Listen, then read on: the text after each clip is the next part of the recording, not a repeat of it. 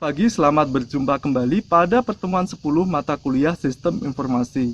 Pada pertemuan sebelumnya, kita sudah membahas mengenai operasi antarmuka menggunakan kode igniter.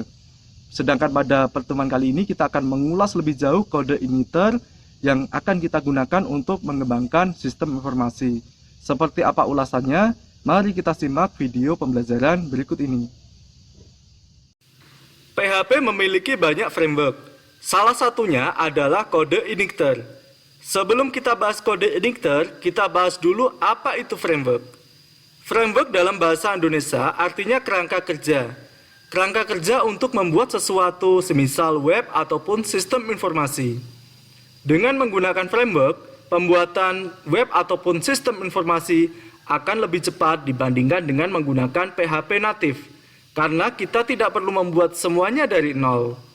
Framework sudah menyediakan fungsi library dan peralatan lainnya yang kita butuhkan. Salah satu framework yang cukup populer di Indonesia adalah kode igniter. Sekarang baru kita bahas apa itu kode igniter. Kode igniter merupakan sebuah framework PHP yang menggunakan pola desain atau design pattern MVC atau Model View and Controller. Diingat-ingat ya, model, view, dan controller, karena hanya itu intinya.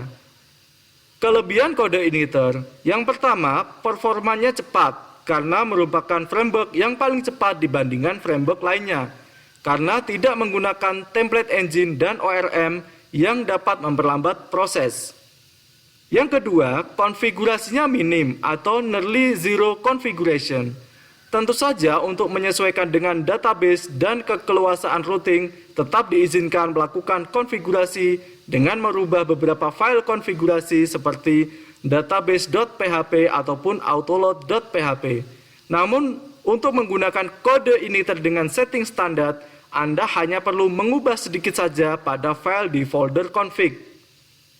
Terdapat dua direktori penting di dalam kode igniter. Yang pertama, folder application. Dan yang kedua adalah folder system. Diingat-ingat ya, hanya ada dua folder penting lainnya selain model view and controller, yaitu application dan system.